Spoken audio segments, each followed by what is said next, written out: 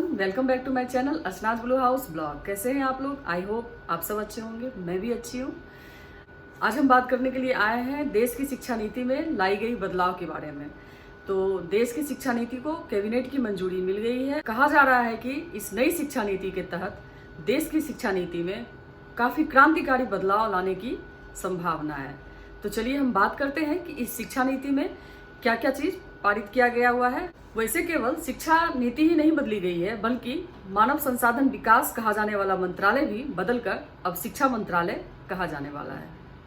लेकिन क्या आपको पता है कि अभी से पहले सन 1986 में भी एक बार शिक्षा नीति में बदलाव लाने की प्रयास की गई थी। कहने का तात्पर्य यह है कि 34 साल पहले शिक्षा नीति में बदलाव लाया गया था। इसके बाद आया सन 1992, ठीक 6 साल बाद इस शिक्षा नीति में छोटी मोटी कुछ बदलाव की गई। लेकिन मोटा मोटी समझा जाए कि कुल 34 साल लग गए इस शिक्षा नीति को बहाल करने में। तो चलिए आपको बताती हूँ कि इस शिक्षा नीति में लाए बदलाव से आपके जिंदगी में क्या बदलाव आने वाला है। पढ़ाई के साथ साथ अब स्टूडेंट को लाइफ स्किल से जोड़ने की कोशिश की जा रही है। इसमें अब सिर्फ पढ़ाई ही सीमित नहीं रह जाएगी। इसके अंतर्गत कृषि शिक्षा, कानूनी शिक्षा, चिकित्सा शिक्षा और तकनीकी शिक्षा से जोड़ा गया है। और तकनीकी शिक्षा जैसी व्यावसायिक शिक्षा को भी इसके दायरे में लाया गया है। कहने का तात्पर्य यह है कि अगर आप स्कूल में इस तरह की कुछ एक्स्ट्रा एक्टिविटीज सीख रहे हैं जो कि रोजगार परक हो, तो इसे बच्चे के रिपोर्ट कार्ड में चढ़ाया जाएगा। अभी तक art, music, craft, sport extra curricular के हिस्से माने जाते थे, परंतु अब ये नई नीति के तहत मेन कोर्स का हिस्सा बनेगी। इस नई शिक्षा नीति में एक और चीज आ गई है कि इस मल्टी एंट्री और एग्जिट सिस्टम को भी जोड़ा गया है। वो क्या है, मैं आपको सामान्य भाषा में समझाती हूँ। जैसे कि कोई स्टूडेंट अगर मेडिकल या इंजीनियरिंग के कोर्स कर रहे हैं और फर्स्ट ईयर कोर्स करने के बाद किसी कारणवश अगर वो बीमार हो जाते हैं या घर में किसी तरह का शादी विवाह या फंक्शन में उलझ जाते हैं, या फिर उनके पास उस समय शिक्षा प्राप्त करने के लिए पर्याप्त राशि, पर्याप्त धन नहीं होता है, तो वो 1 साल के बाद इस कोर्स को ड्रॉप कर सकते हैं। और पिछली शिक्षा नीति के अनुसार अगर आप इंजीनियरिंग के स्टूडेंट हैं और 1 साल के बाद आप किसी कारणवश इस कोर्स को नहीं कर पाए हैं, तो इसमें इसकी कोई मान्यता नहीं थी, नए सिरे से आपको एग्जाम देना होता था। परंतु अब इस शिक्षा नीति में लाए गए बदलाव से स्टूडेंट को ये राहत मिलेगी। आप अगर फर्स्ट ईयर का एग्जाम दे चुके हैं तो आपको सर्टिफिकेट मिल जाएगा, जिससे कि आप सेकेंड ईयर के एग्जाम में अपेयर हो सकते हैं।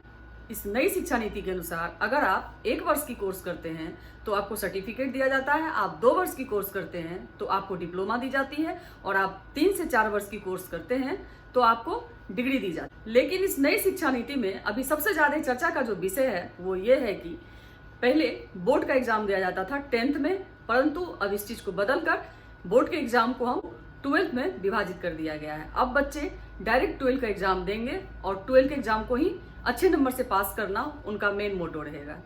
10th को एग्जाम को अब बंद कर दिया जाएगा इस नई शिक्षा नीति के तहत।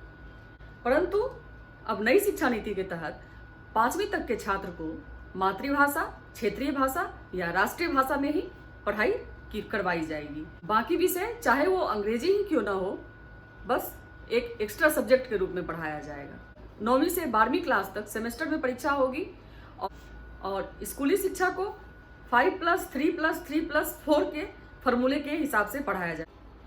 4 साल की डिग्री करने वाले स्टूडेंट अब 1 साल में ही MA कर लेंगे, और MPhil की पढ़ाई अब बंद कर दी गई है और MA के बाद आप सीधे PhD कर सकते हैं।